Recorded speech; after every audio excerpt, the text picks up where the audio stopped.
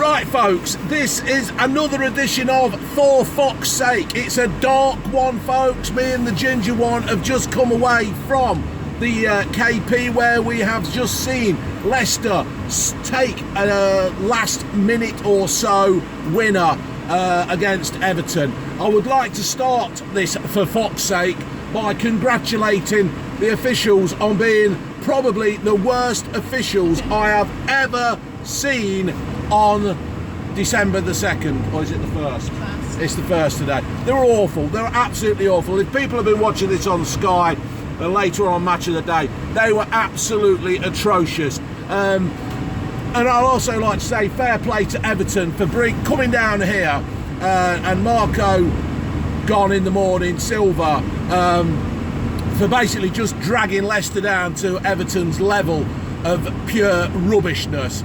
I feel a little bit sorry for the Everton fans, and because that is just awful. They basically came and set up just to try and snatch an early goal, and so this is the tunnel in Leicester, and when Leicester win, we do toot our horns. The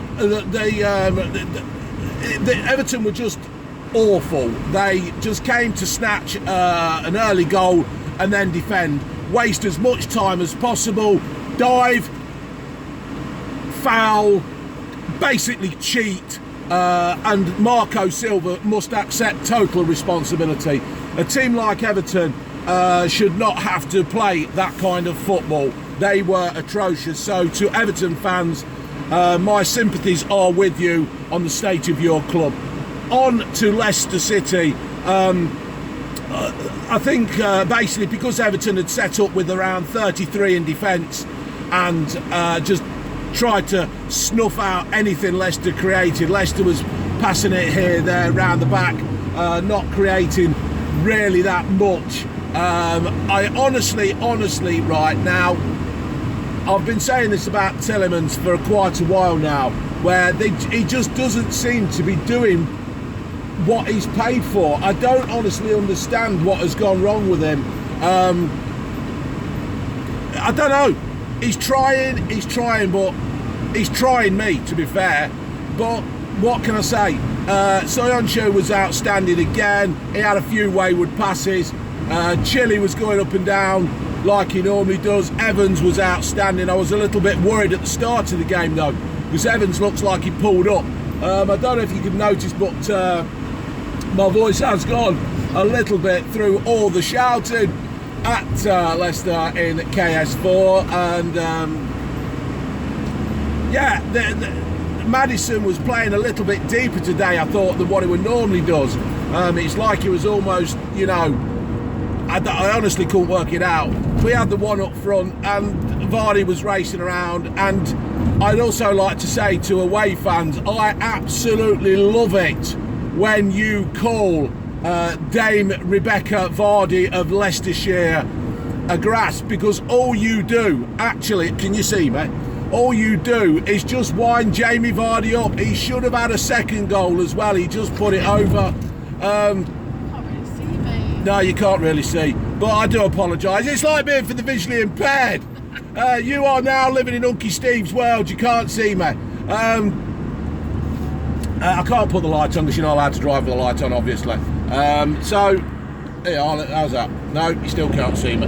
So that's what I think, folks. It was on about the 1 hour mark when Iheanacho, and you're saying, who? Iheanacho, yes, he came on, and I said to the bloke next to me, I says, oh God, what's going to happen here?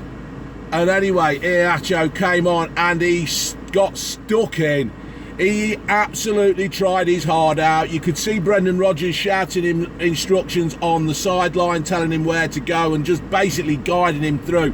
And the ball that came through for him to slot away was an absolute peach of a goal. Leicester City didn't buy that lad for the 30-odd million that they paid for him for nothing. They obviously saw a talent there, and it needs a person like Brendan Rodgers to bring that talent out. I'm not sure what they're doing to him at probably got them electric magnets and rub him on the side of his head. or something like that. But he played ever so well. And when that prick of a linesman put his flag up to say he was offside, it was an most atrocious decision I have ever seen.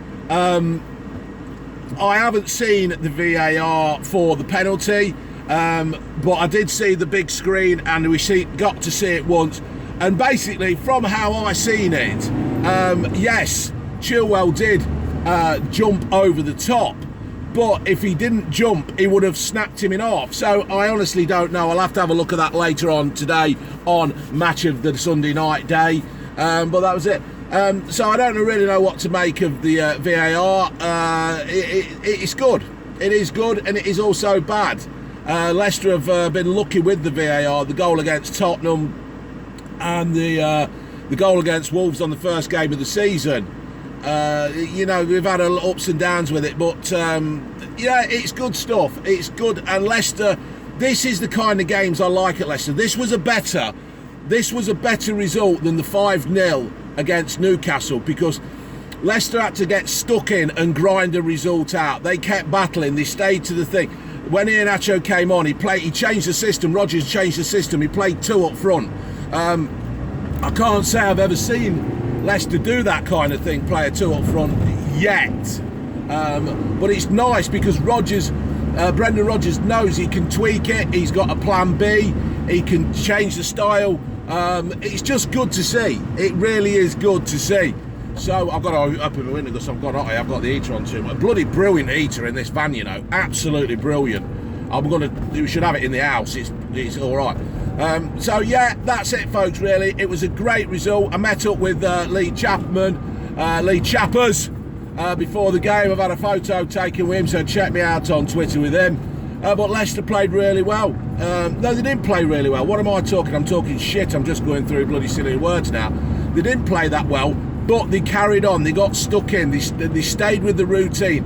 They didn't go pumping the long ball forward. I didn't understand why he took Perez off. I would have personally took Tielemans off. I just wish he was as bright as his boots sometimes. But apart from that, I think it was just one of them results they had to grind out. Liverpool have been doing it all the while this season. They've ground a result out. And this time it was Leicester's turn. And back to, where are they in the league, Ginge? What? Who? Leicester. Second. Exactly. You were supposed to say second. You were supposed to come back with a quick answer. Anyway, folks, so that's it. I'm off now. June has cooked us a stew in a slow hot pot thing. And, yeah, that's it. All right, folks. Laters.